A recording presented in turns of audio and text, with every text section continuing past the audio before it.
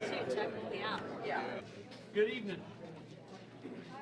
I call this meeting of the Magnolia Independent School District to order. Let the record show that a quorum of board members is present, that this meeting has been duly called, and that notice of this meeting has been posted in accordance with Texas Open Meeting Act, Texas Government Code Chapter 551. I can't talk. And if everybody will please stand, Ms. Baker is going to lead us in our invocation. It's a long-standing tradition for us to start meetings with a prayer. If you choose to join us, please bow your head. Most gracious Heavenly Father, we come humbly before you and ask that you bless our efforts on behalf of the children and residents of our community. We thank you for the amazing place that we live, and we thank you for all of the blessings that you bestow upon all of us. We ask that you please guide our thoughts, guide the minds and actions of all involved, and we thank you so much for the gift of your precious Son. Thank you so much for all of the things that you are doing in our community, and we ask that you continue to keep us all safe as we grow and prosper. In Jesus Christ's holy name we pray. Amen. Amen. Thank you. So if Levi and Case had come forward, everybody stay standing. We're going to say a couple of pledges. Levi will lead us in the U.S. pledge, right? Yes, sir. And then you do the Texas pledge. So kick us off. I pledge allegiance to the flag of the United States of America and to the republic for which it stands, one nation, under God, indivisible, with liberty and justice for all. Honor the Texas flag. I pledge allegiance to thee, Texas, one state, under God, one and indivisible. Thank you. And if everybody can be seated besides the Case, Levi will come back to you in just a couple of seconds. Have a seat. All right. Board of Trustees, Dr. Stevens, thank you so much for allowing us the time this evening to celebrate our Student of the Month. This is Case Madison. He, by no surprise, has a large fan club here tonight that I'd like to introduce. His mother, Leslie, and his father, Lonnie, will probably be walking in any second now. His sister, Mallory and Morgan Madison. Mallory attends College Park, and Morgan attends Bear Branch Junior High. And then his grandparents, Evelyn and Larry Madison. So thank y'all for being here. He also has his fan club from Magnolia Parkway, Mrs. Bash, Miss Belland, our counselor, Miss Strickland, our assistant principal, Miss Bellini, and Mrs. Culler. So we're very excited to be able to celebrate him tonight. It definitely, whenever we were choosing our Student of the Month, going around and talking to staff and trying to make sure we were picking just the right student to represent us, it was definitely no surprise when every hallway I went down, every grade level I went down. Case has been at Magnolia Parkway since kindergarten, and anytime his name came up, the look was just like this crazy look at me and was like, well, of course it would be Case. So there was definitely no doubt that that's who would be chosen today. Of course, he's academically a very, very strong student, but it's his character that makes him stand out in the crowd. He's definitely that person who always does the right thing when no one is looking, and we know that's what makes someone of true character and true leadership stand out. So thank you, Case, for always being that person. His parents and the teachers that we spoke to, common themes kept coming up with Case, and that was the common theme of kindness and compassion. Anytime that Case walks into a room, he exudes positivity, and he just makes those that he's around just better for it. When you leave the room, you just feel like you need to go spread that positivity and be that better person, and he just makes you feel that way. So he loves sports. He is on its flag football team, actually helped his team to 2 championships most recently. He is extremely artistic. In fact, our art teacher just walked in, so Ms. Shanzer is here as well to celebrate him. That was something else that was very common amongst everyone, is his artistic ability is amazing.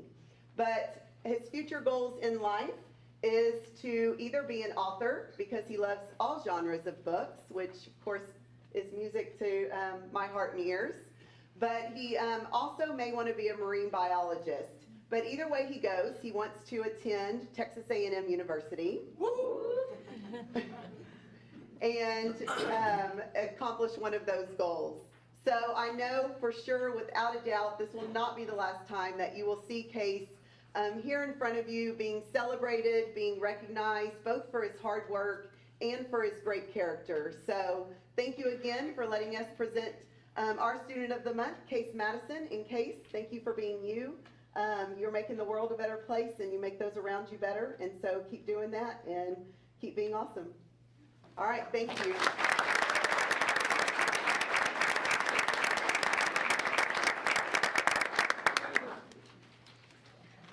Well, I'd like to thank Dr. Stevens and the board for inviting us here tonight to present Magnolia Junior High's Student of the Month. This is Levi Maxwell. Levi is an 8th grader this year at MJH, and he's joined tonight by his mother, Patty. His father, Stephen, wanted to be here, but he's got business in Fort Worth. We talked on the phone. He thinks everything that he should about this great kid. So I can tell you without reservation that Levi is an outstanding kid. That should come as no surprise, because every Maxwell I've met since I've come to Magnolia has been outstanding. So his brother Quentin, who's a junior this year at West, right? When he was at Magnolia Junior High, he was our NJHS vice president. Amongst other things, he was the outstanding algebra student in his 8th grade year. And then your brother Quentin, he was also, among other things, the outstanding student of the year when he was an 8th grader, right? And then I've never met his sister. She graduated just this past year, but I'm sure she's equally impressive. They are doing something right at the Maxwell house, that is for sure. And if there was a need for any more proof of that, there's Levi. And so here's what I wanted to kind of tell you guys about Levi tonight. You know, Levi is an all-A student in all advanced classes. He's also a 5-sport athlete at MJH. He's a member of NJHS. He's a member of our student council. He's one of 30 among almost 200 applicants selected for the Peer Assistance and Leadership Program. And he competes on our UIL academic team. But as impressive as all that is not the reason Levi is our Student of the Month. Levi is our Student of the Month because he makes MJH a better place. So here's how he does that. Wherever you find, and this is, you know, you see this wherever you go, but you talk to anybody and they'll tell you the same. You're sure to find Levi with a ready smile and a servant's heart. He's the first to offer help or a kind word wherever he goes or whenever it's needed. He is also like unbelievably polite, like wildly polite beyond what you'd ever expect from a junior high student. When you talk to teachers, right, if they've had him in class or they've just encountered him, the one thing they say, right, like this is kind of how it goes. They just shake their head and they go, "Great kid, great kid." So it's the way that he interacts with others, and it's all that he does. Levi demonstrates two of the character values that we emphasize most: respect and integrity. So I do a little profile that we hang up at the school each month for each one of our students of the month, right? And in that profile, I like to ask all of our students of the month, like, what's your dream for the future, right? And most will tell me where they want to go to college. Most will tell me that they want to grow up and be a veterinarian, because they all want to be veterinarians in junior high. But when I asked Levi the same question, here's what Levi said. He said, "I simply want to have a good reputation. I'm still working out what I exactly want to do with my life, but I want to be known for making a positive impact on the world." Like I said, they're doing something right at the Maxwell house. And, you know, I'm so glad that Levi is continuing that tradition of greatness as Magnolia Junior High's September Student of the Month.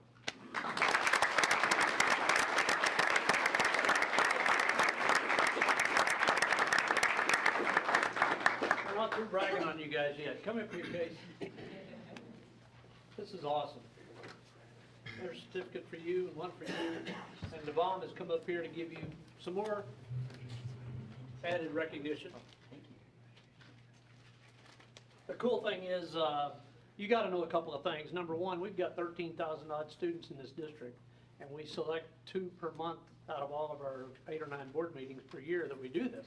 So you're in thin air. I mean, it's quite an honor and a privilege, and we thank you for all you do. The second thing is, also the cool thing is we'll get to see you again, because you guys are young, you got a few more years in Magnolia, and we look forward to seeing you many more times. So let's give these guys another round.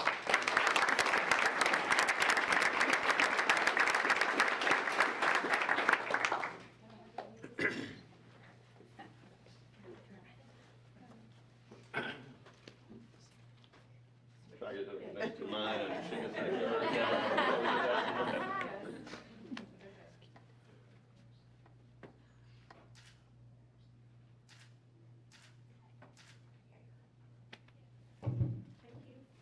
Grab it, buddy. Awesome. Good job, guys.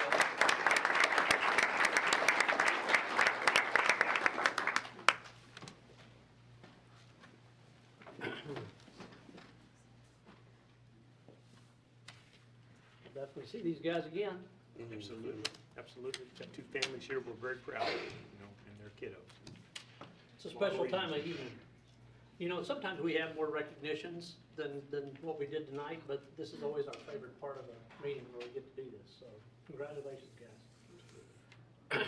We got anything else to do before we, Take a little break, let this get the pat on these guys and shake some hands. right, I know we just started, we'll take a little break in case anybody that's here wants to leave. We're not encouraging you to do so, but if you want to, you certainly feel free to do so. So, we'll take a 5-minute break. Thank you. Thank you, guys. So, this is the part where we get into our audience participation, but before we do that, we thought it'd be a good idea for those who may not be familiar with the function of our school board and what we do and so on, to kind of have a little short review. And I'm gonna go ahead and read most of this just so I get the words right, but just know as the Magnolia ISD Board of Trustees, as set forth in the Texas Education Code, we don't make this stuff up, it's in the Texas Education Code, we're here to set goals, adopt policy, adopt budgets, contracts, personnel appointments, and communicate the district's vision for success to the community. It's not our role to make day-to-day operational decisions. The management day-to-day operations of the district are the responsibility of this guy right here, superintendent. And we collaborate with him quite a bit to make sure our goals are reached. So just know that this meeting tonight, as is every month, is a public meeting of the Board of Trustees and not a meeting of the public. School board meetings are open to all those who wish to attend, obviously, and hear the matters discussed. And audience participation is limited to the public comment portion of the meeting, which is coming up now. And any person disrupting the meeting will be asked to leave. So with that, I think, Ms. Hinkleman, we've got, I've got all the forms here, right? Yes, sir. Okay. So we have several signed up to speak, and I want to read a little bit of the rules of engagement for the speaking. So participants must have turned in a request form 15 minutes prior to the start of this meeting, which is 6:15. Participation is limited to 3 minutes. Any complaint or charge brought against an employee by name opposition for which resolution has not been sought in accordance with policy should be pursued through the district's grievance policy. Please note that the Board of Trustees shall not deliberate, respond, or make decisions regarding any subject that is not included on the agenda that is posted. So with that, we'll get started with our audience participation tonight. And the very first one up is Ms. Cheryl Kaiser. So feel free to come up here. Thank you for the opportunity to be able to speak. My name is Cheryl Kaiser, and I live off Virginia Place, off 1488. I have been in the school district since 1979. I rode the bus at the end of my road. My daughter rode the bus at the end of my road. My grandson rode the bus at the end of our road. For 40 years, our buses come up and down that road, backed up, and had no issues whatsoever. Last month, y'all said at first it was a budget issue. And then it got changed to and we need more bus drivers issue. I'm coming to you, asking you to sit back and use some common sense. If we don't have enough buses, let's let the fifth and the sixth graders ride with the seventh and the eighth graders, freeing up some buses. Or let's stagger our school start times so that the schools will start in long enough between each other that the buses can run the routes in the right way. The way that they've been run for the past 40 years without our children being hurt, without our children having to walk in the dark, without our children having to take these unsafe measures. I just implore you to please use common sense. Go back to the drawing board. I know that some of the routes have been changed and they've added stops, but this is like putting a Band-Aid on an artery that is just bleeding everywhere.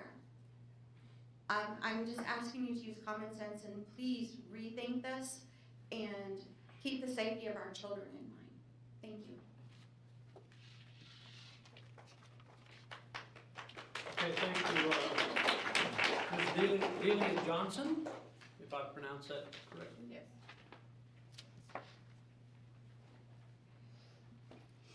My name is Delia Johnson, I also go by Dilly. I wrote it out. As we concerned parents sit here again with the same concerns, hoping things will change for the better. You guys are hoping this will die down, and we will give up on our kids' safety. No changes have been made to our bus route, and y'all have told me none will be made because our children are not getting dropped off at a registered sex offender's doorstep. But guess what? That doesn't matter. While I was waiting at the bus stop for one of my kids, one of the sex offenders pulled up right next to me and honked. I looked away because I didn't want him to see my face and know who my kids are. They, along with other predators, are aware of the situation, even human traffickers are. And y'all have made it a jackpot for them, easy access. Y'all don't want our kids missing school and have made it harder for them to miss, but because of this situation, there have been times I can't make it because I'm at work, or my mother-in-law can't get them, and my husband is at work too. That we have pulled them out of school early so they are not left vulnerable at the bus stop. And then y'all want notes as to why they missed or left early. This is why, every time. We love our kids and don't want them hurt, so we take steps into what we see fit to keep them safe. I have a 9-year-old daughter, which she's sitting right there, 12 and 16-year-old boys. My 16-year-old stays after school for football, so he can't be home with my 2 youngest. But even then, 16-year-olds go missing and hurt too. If y'all don't want our kids missing school, make the changes, because I guarantee you there will be a lot of absences due to this.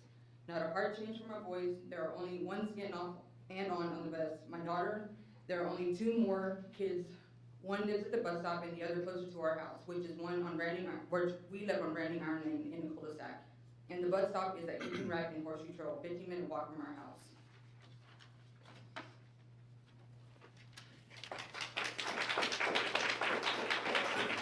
Okay, Ms. Ginger Russell is next. You got your podium, huh? Said it's different this time. Anyway, that's interesting. Anyway, I had a call this week again from the Transportation Department, and they informed me that they called a meeting together of all the bus drivers. Paid hour meeting. They kept them there for about 20 minutes. They were instructed as bus drivers to stonewall the parents, to continue to stonewall these parents here. And just tell them to call the Transportation Department, and sooner or later, this ruckus will die down. Anyway, I met with some of these parents 2 weeks ago. I don't know if y'all have had a chance to meet with them or talk to them personally or not, have you? Anyway, they're very upset. And I know how the school board works. I know what they do. And they do exactly what I said. But again, back to the meeting for an hour, to keep them there for 20 minutes, pay all 40 plus people for an hour's salary. And the other aspect of the meeting, which I found quite interesting, was the gentleman or the bus driver who drove either the drunk or the drug addict that got on the bus, the adult, to the junior high, that would refuse to get off the bus. That bus driver was awarded a $50 gift card and a Magnolia hat for what he did. And I just thought that was pitiful. He endangered our children. And I'd like to read you a letter I got from a district employee. Dear Mr. and Mrs. Russell, today is the day several parents will be attending the MISD meeting, and this was the last one. School board meeting to complain and try to get the board to come up with a solution to the current bus plan. This district claims they put student safety first, but I'm not sure how they can justify this with the current bus plan. They claim they cut ride time on the buses and save the district money by eliminating several of the bus positions, pitching pennies again at the cost of our student safety.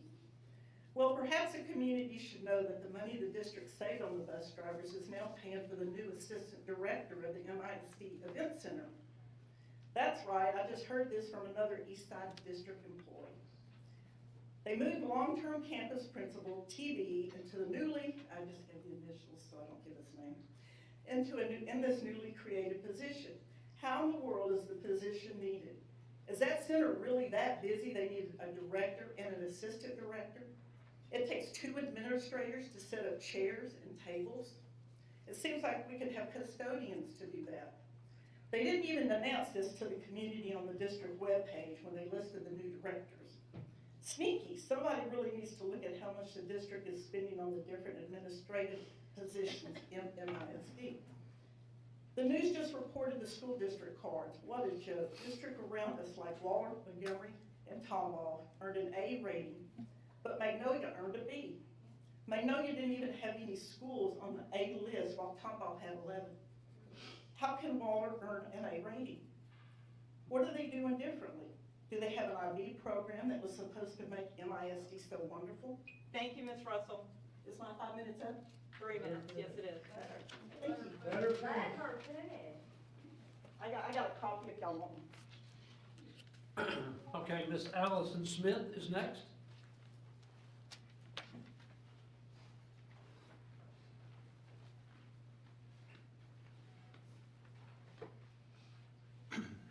Hi, my son rides the bus that the incident was on, and I was just gonna read what I wrote that day.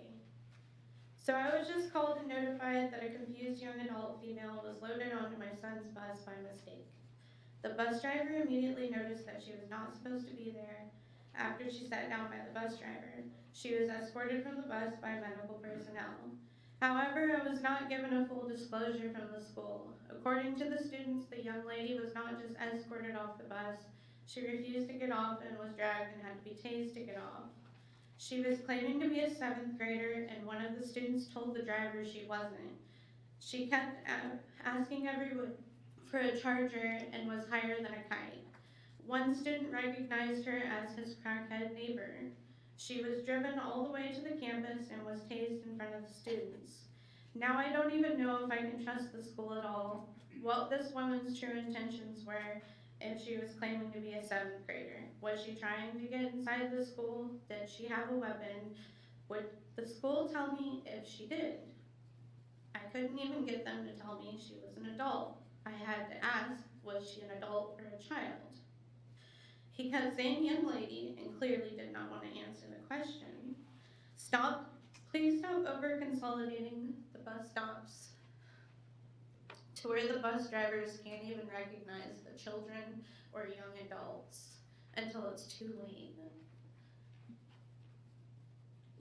They're used to only having a few children at one stop, and now this bus stop has 20 kids. So I'm not blaming the bus driver. I can see where the confusion can be, but this is the problem. There's so many kids at that bus stop that a young adult can squeeze in and get onto a bus.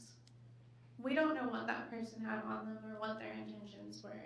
They can easily put something under their clothing and take it into the school. That's all. Okay, Miss Stacy Ansley. I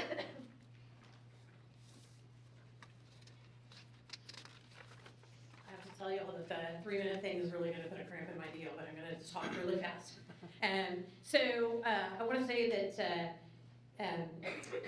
a story about the first 2 weeks of school, and with a student who has dyslexia, the first 2 weeks of school, I equate to kind of hostage negotiators.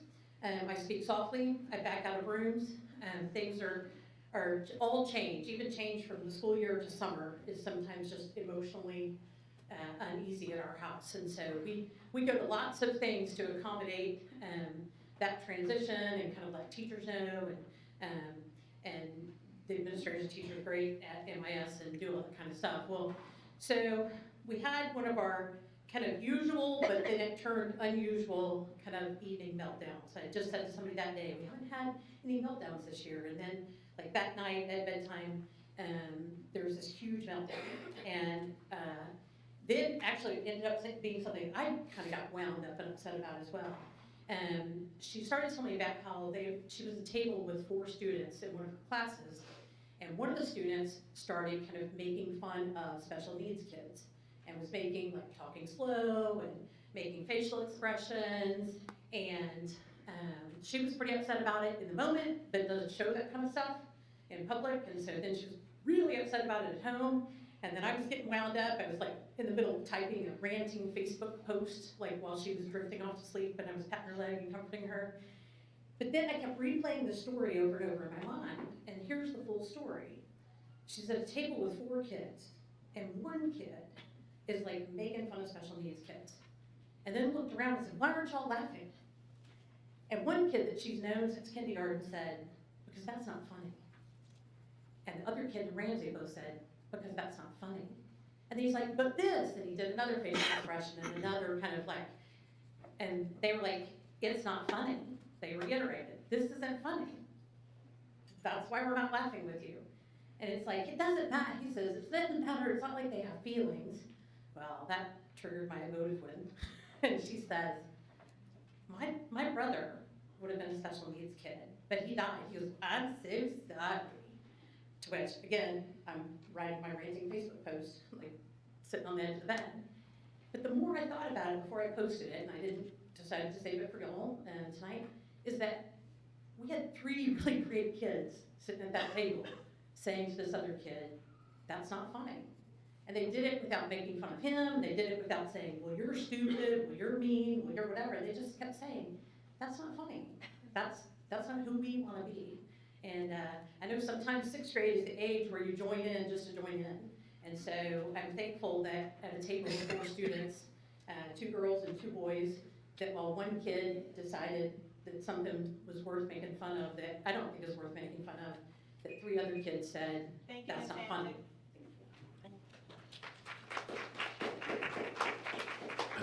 Thank you. Pauline Mendoza?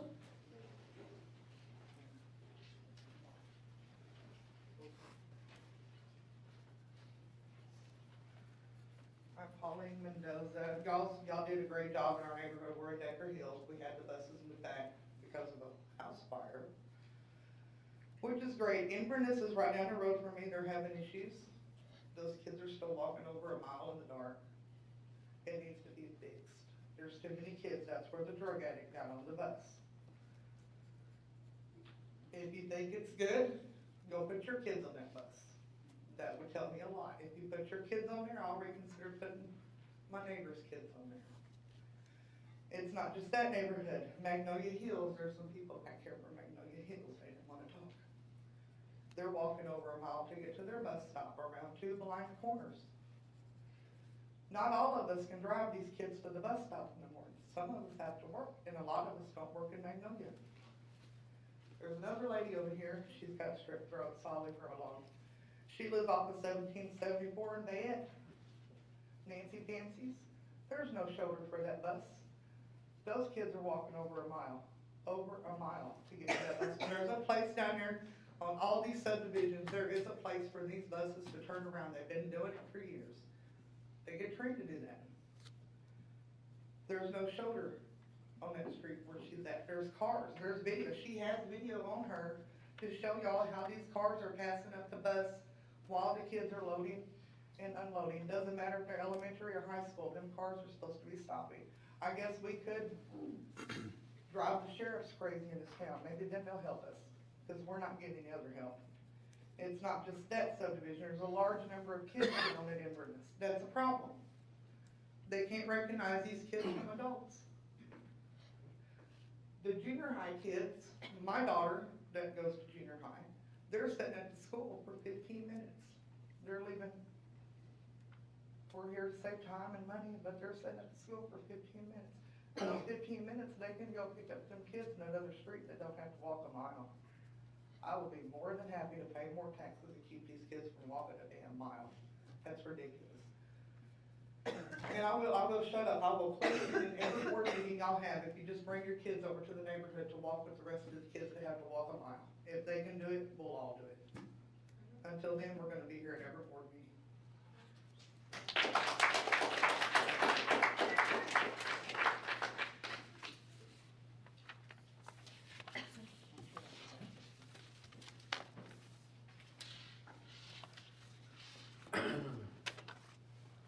Okay, time for our superintendent report. I guess the first one up is Dr. Hebert, huh? Yeah, and before we do that, I just want to let the board here, and those that have concerns about the transportation issue, that as our school board and as our administration, when we have an opportunity for you to speak to us, and we listen, and we hear. And this board really can't respond on that issue, and all I'm probably doing right now is saying this is a report of some of the things that we have done. But yes, our administration made a very difficult decision about how we were going to pick up our kiddos. And it was made for a number of reasons. For, I think, the one that seems to get the most airplay is that we did this all for money. That was certainly a part of it as we looked at it, because we were spending over twice what the average district in the state of Texas spends for transportation. But the overarching, the big concern we had is we simply could not find enough bus drivers to run the tiered system that we run. And so we had to make some decisions about some of the consolidations and to get our routes pick up spots in less places, which meant we weren't able to go down a lot of the roads we had gone before. And I am fully aware our drivers are able to make some of those turns, but that cost us time. And so we've made the decision to consolidate. We've looked at over 15 different neighborhoods where we have made revisions, and our transportation department is still looking at some other subdivisions where we may need to make some changes. We have about 4 to 5 neighborhoods where the over the mile mark is still prevalent, and we're looking at those issues. But every time we move into one of those, it's probably going to cost us additional drivers. We started this reduction with 7 less drivers than we were doing it last year. But last year, we really didn't have the drivers to do that. And so we had bus mechanics, we had supervisors, we had other substitutes that were part of it, had to fill in to run those routes. And we were not getting our kids to school on a timely basis, and nor were we getting our kids home in a reasonable amount of time. Sometimes we weren't even picking up kids from our elementary schools till almost a quarter till 5. So as administrators, we made a tough decision, and we made a call on that.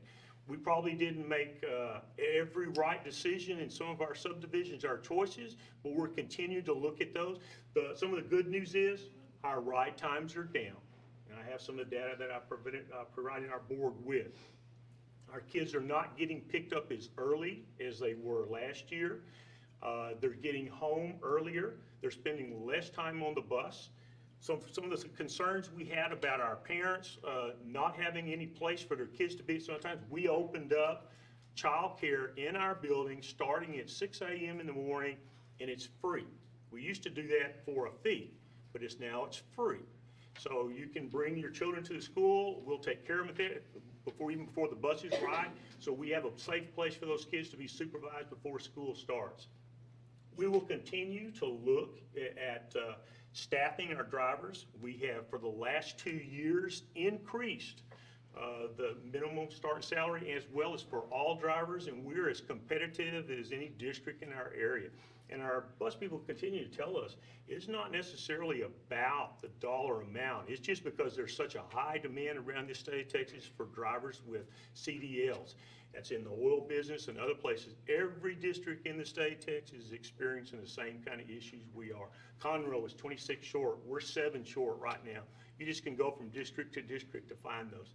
So we're going to continue to be innovative in some of the ways that we do it, but right now we are getting our kids to school on time, and we'll continue to look at some of the other subdivisions where we have kind of still kept the same consolidated stock, and we'll keep finding ways to make sure our kids get to school timely and safe. So now, the next part of that is for Dr. Hebert. We've started a new program this year. I say it's a new program. It's just a little bit different. We're doing our pre-K full day. And so I asked Dr. Hebert if she would tell us a little bit about how we've implemented that. Every district in the state of Texas is going to get to full day pre-K, But we kind of are probably blazing a little bit of a trail in this area. We decided we were just going to go ahead and do it this year.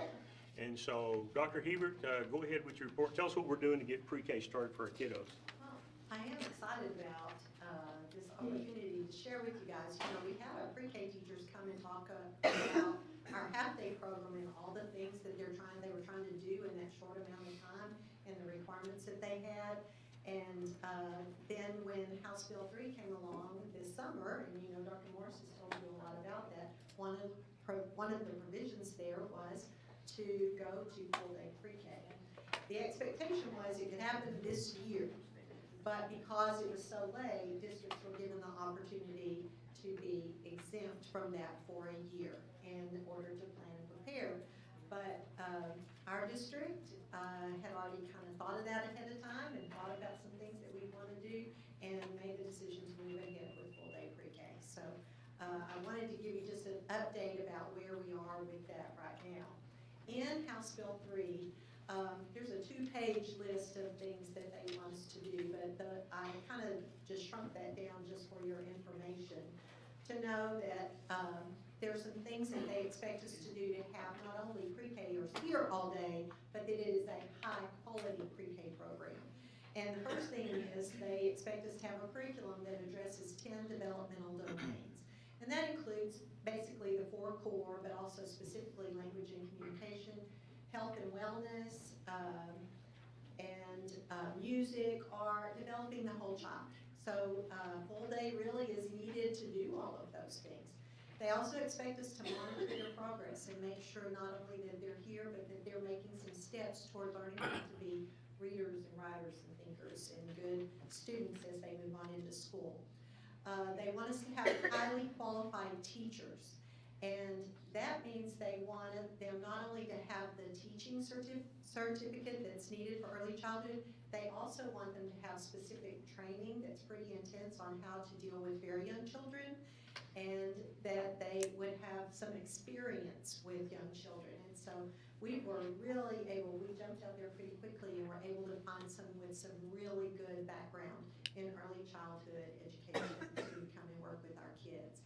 And also one of the things they want us to do is to implement a family engagement plan so that we're getting our families to be a part of what's happening in their child's education from the time they come through those doors at 4 years old. So we'll be working on that all throughout the year, how that we include those families and help them learn to support their kids as they grow up.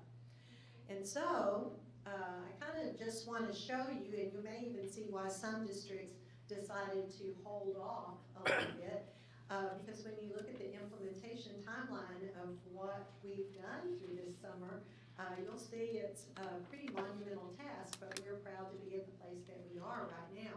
It started in June, and it was actually June 11th that Governor Abbott signed House Bill 3 into law.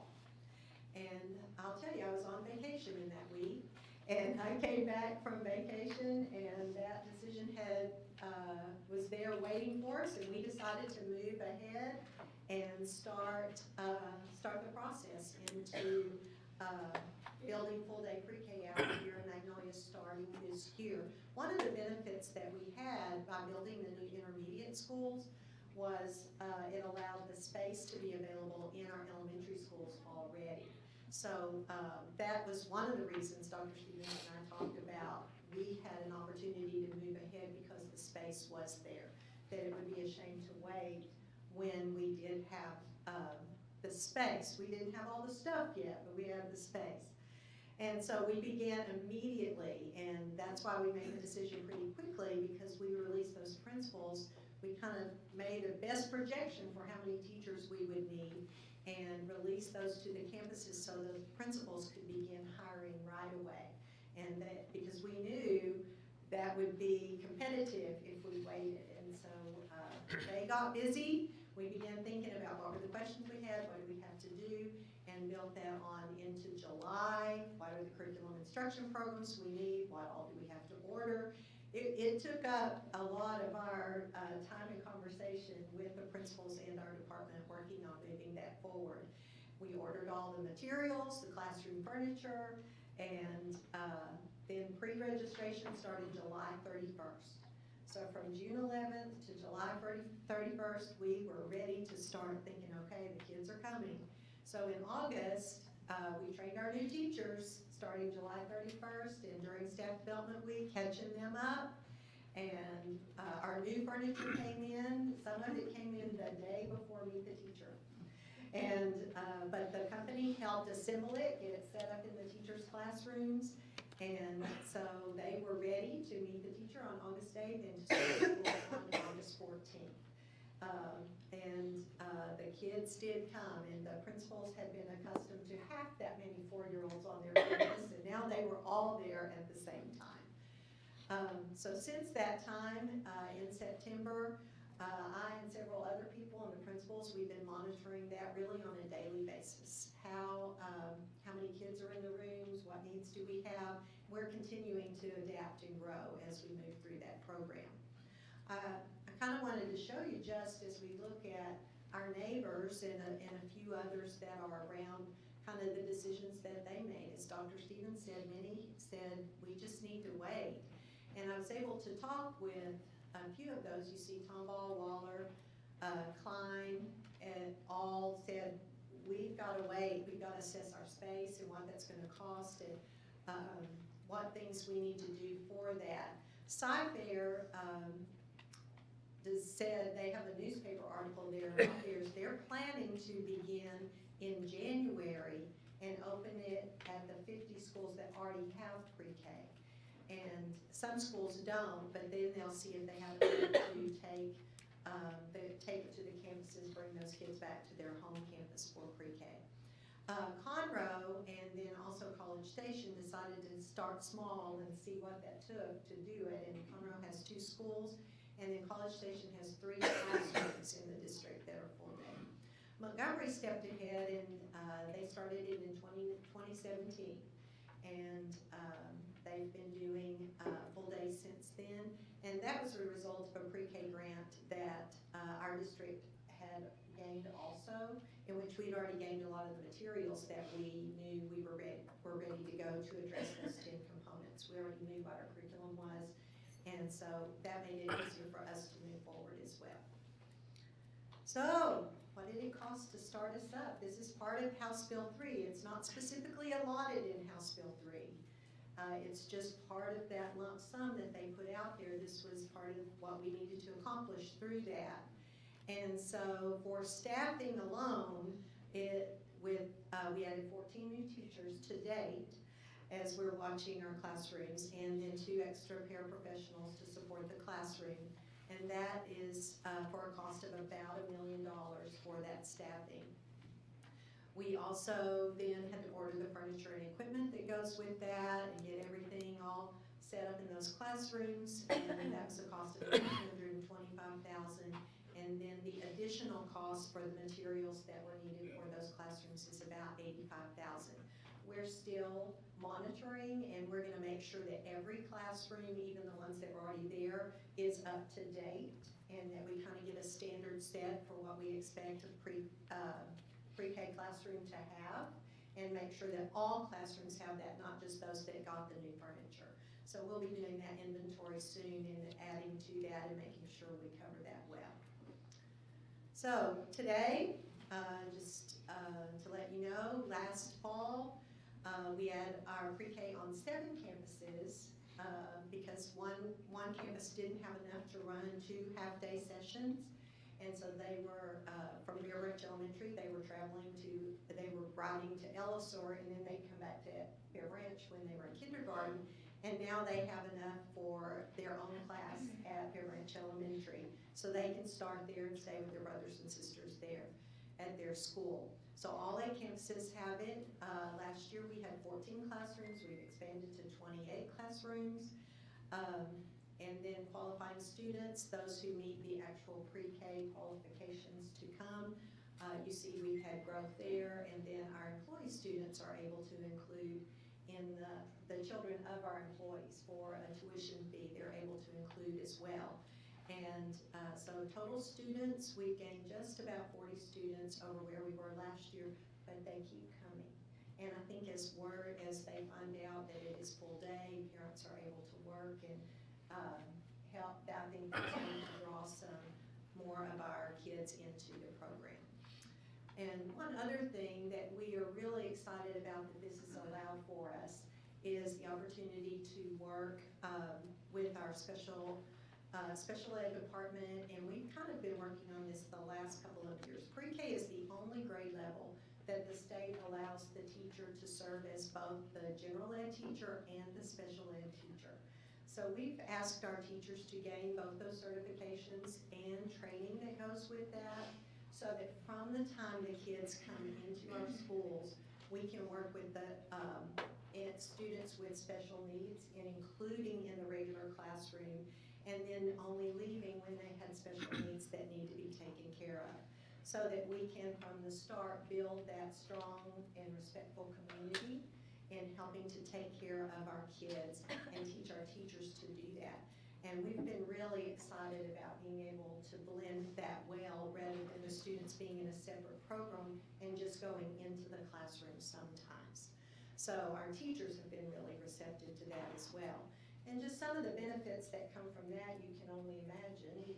First, it helps us share staff, because we have to have those staff members for the special program, so it helps them to include in that classroom and keep that class ratio small with adults to students.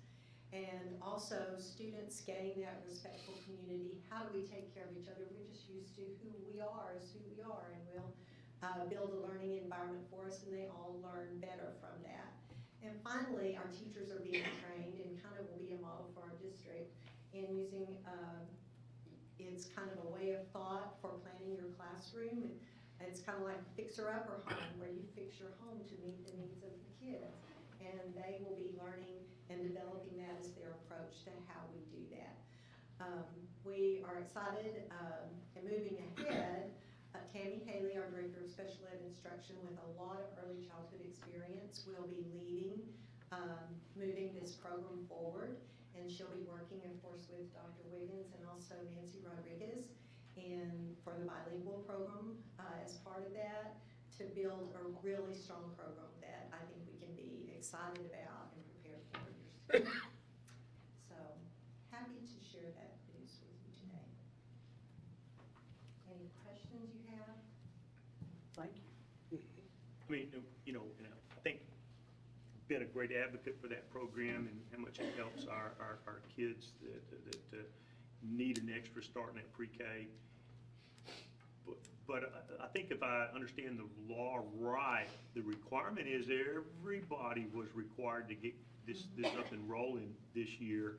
The only reason you could opt out of that is if you didn't have some type of space, so for rooms, because you were basically going to double the number of kids in those sections. We just happen to be in a real good position that we just moved our 5th graders out of our elementary campuses, so we had space to do it. So it really became a no-brainer for us. We were going to get this program up and running full day. And I think we're kind of learning as we go on the run, because it is a little different with those kids all day long. And even a half day was a little bit of a challenge with some before. But I think our teachers are responding well, and we were going to try to get some here, but that just, and we probably will as time goes by and they get their head wrapped around taking care of full day pre-K. We'll have a presentation by some of our pre-K teachers telling us what that looks like as we get a little farther. We're calling it like a grand vacation adventure. It's going to be grand, but it's also going to have some bumps along the way. And so the teachers are being great, and I really have to commend our principals and the administrators that have been there on campus supporting our teachers. Our teachers had some hard days where they had 25 kids in their class, and we didn't know that many would come, and they just herded up all those 4-year-olds, and they really did an amazing job. But we've tried to help alleviate that as quickly as we could, so they can move forward. What was the funding number from HB3? Maybe that's a question for Eric on how much of that, when you were going over the cost, how much of that was given? Unfortunately, there's no specific allotment for pre-K, Travis. Okay. So, we received approximately $6 million associated with HB3, and so ultimately we're supposed to use some of those dollars towards full day pre-K. But there's nothing specifically No, that says you have no, to sir, spend that for unfortunately. HB3, We or are for actually pre-K. not even receiving the full day for those individuals. We're still only receiving half-day funding. Okay. We think we need to let our elected officials hear a little bit about that, as they mandated it's full day, and yet we still only collect half-day funding for them. So for that- those that's- districts who are not yet doing the pre-K, they're receiving the same amount of funding additionally that we have received, and they do not yet have those expenses. But we did the right thing. We need to get started with it, so. And certainly, I will tell you, we have, for the funding, we used existing budget that we could from this year, and also some grant funds that we have received to help take care of specifically the technology needs there in the classrooms. You know, we've been pulling from other sources, making sure our classrooms had everything that they need. So we're really excited about it. I want to thank you and Ms. Haley, but I want to thank these elementary school principals, because I know there was a kind of a hint, he wants to start full day, what, when? And so I appreciate you guys rolling up your sleeves and going to work to make that happen for our kiddos. So thank you so much.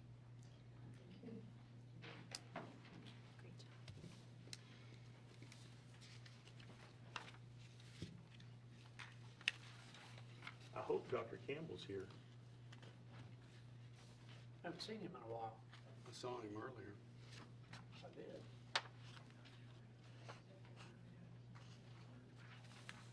Well, we've got an ag show coming up, and it's gonna be next weekend. Yeah. And it starts, I mean, you got the board has an invitation to it. I make sure everybody else, I know most of our staff knows the activities on Saturday. Well, let me see the invitation. 20, 21st.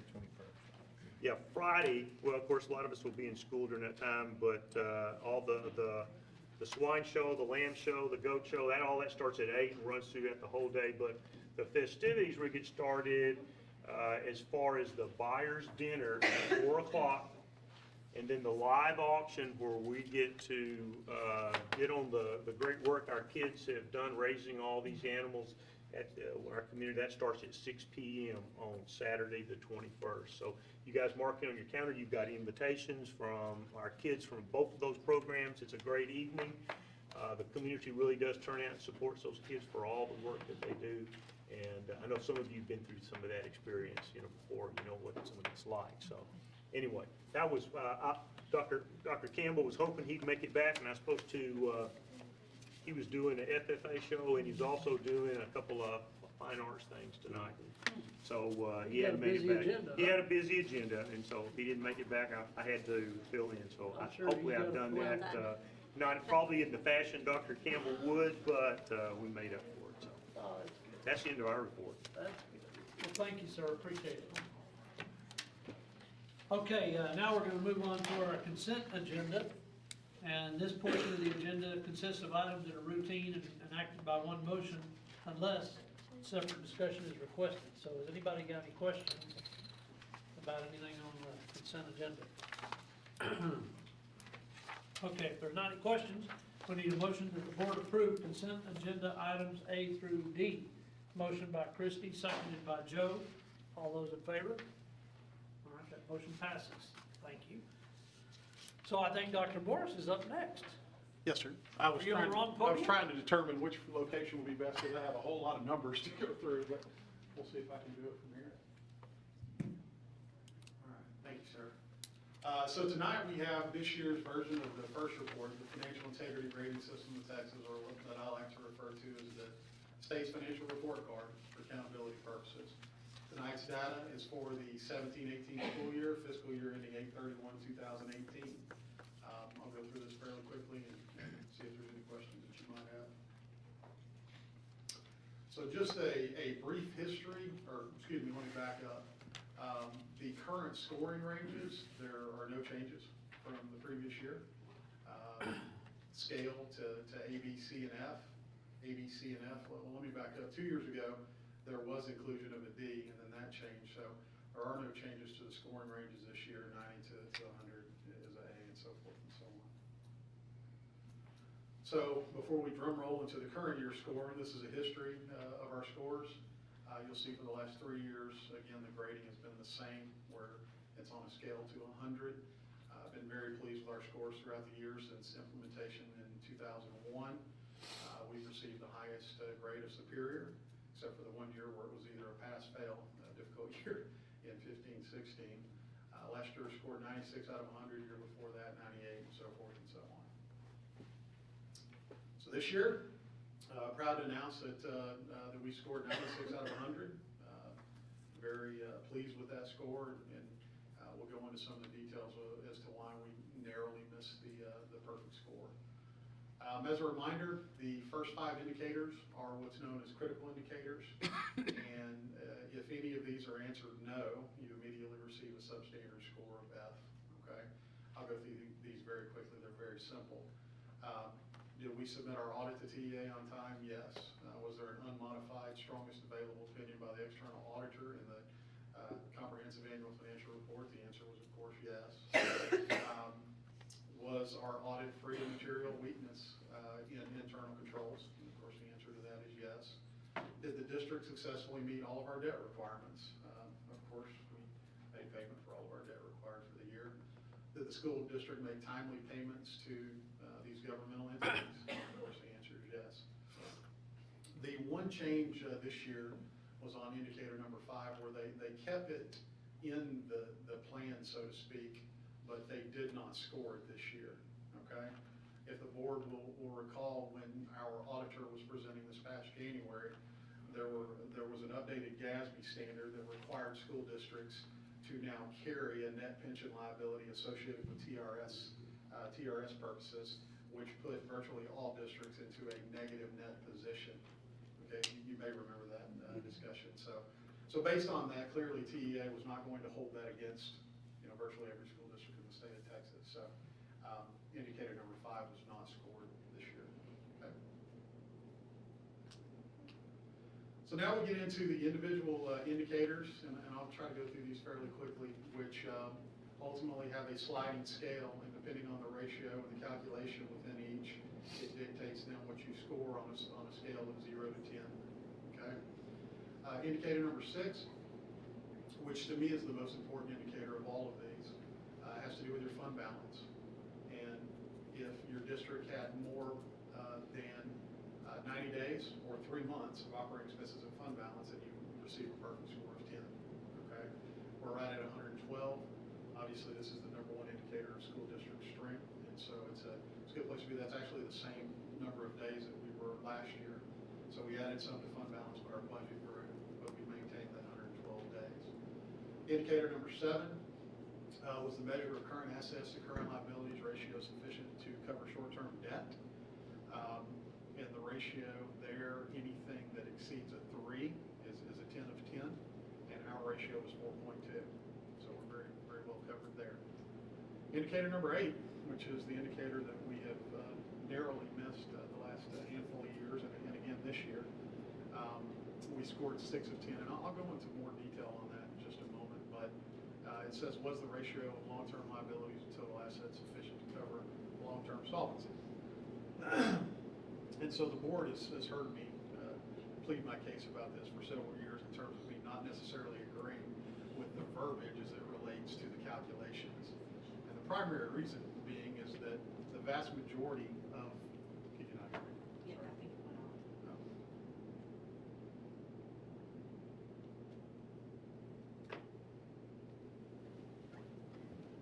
That just happened to have an extra. No, fantastic. I'll start walking if I need to. All right, thank you. And so again, my biggest issue with the terminology as it relates to the calculation with this is that, the vast majority of your long-term liabilities are your debt that's due exceeding 1 year, okay? And so if you're going to look at things in your debt service fund, if you're going to look at things in your debt service fund and then cross over to your assets, which are mostly your buildings, where the expenses associated with that are primarily in your general fund, that doesn't make a lot of sense to me. To me, if you're going to look at your debt service, then focus on things such as debt to student ratio and so forth and so on, which we know we score very well on. And again, I'll circle back to that indicator in just a moment, but our ratio is actually very strong compared to our peers for that number. It's .72, so we scored 6 of 10. Okay, and again, I'll show you some more information on that in just a moment. Indicator number 9, did general fund revenues meet or exceed expenses? Did you have a surplus budget or a deficit? Of course, we did have a surplus of $3 million, so we scored 10 of 10 on that. No surprise there. Indicator number 10 was the debt service coverage ratio sufficient to meet the required debt service?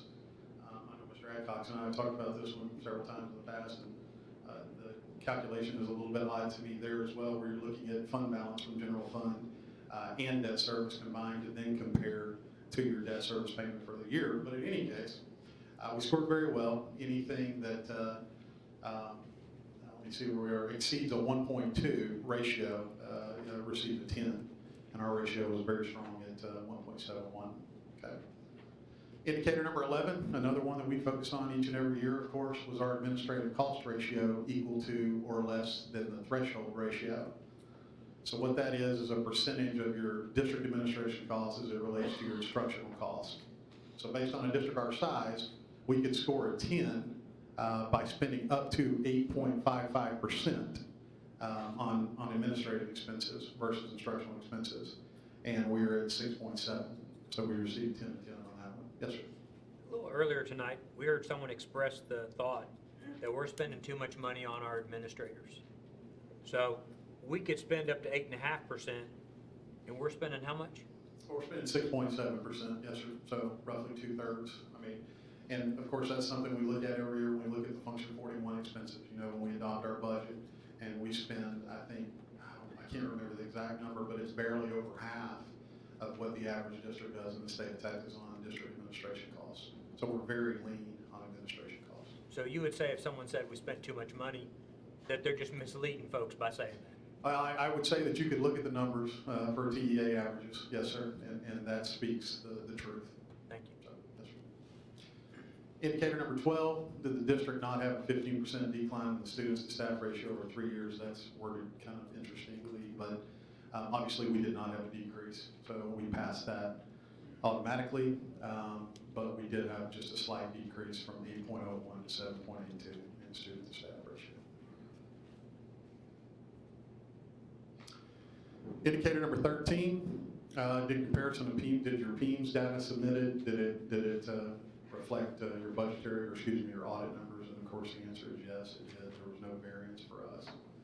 Indicator number 14 was the annual financial report free of non-compliance.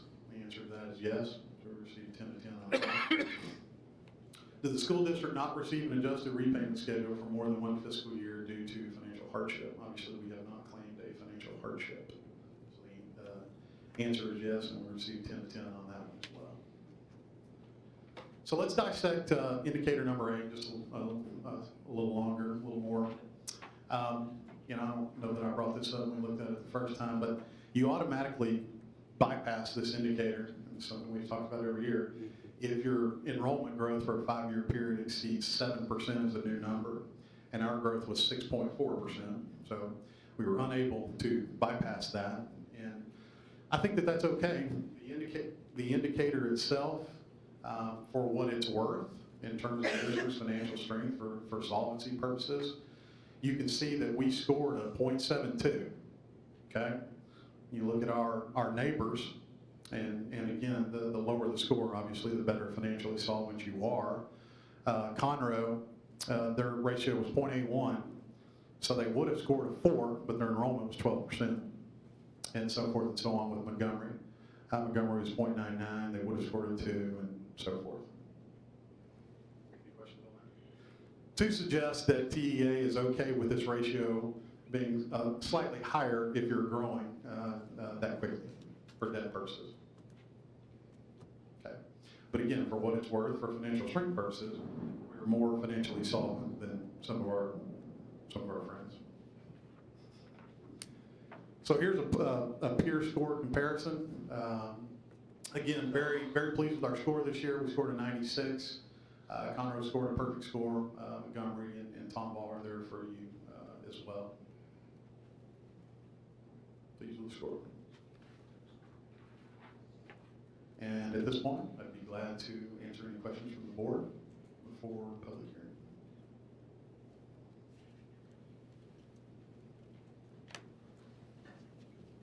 Thank you, sir. So now, if there's no further questions from us, we're going to conduct a public hearing regarding the financial accountability rating, the first report that Dr. Morris just went through. So anybody having, any persons having comments or testimony regarding the report may come to the mic and speak to the board at this time. This is a hearing and not an opportunity for questioning the board or administration, and any question should be addressed to the appropriate administrator outside of this hearing at board meeting. So do we have anybody that has any comments or testimony that may want to speak at this point?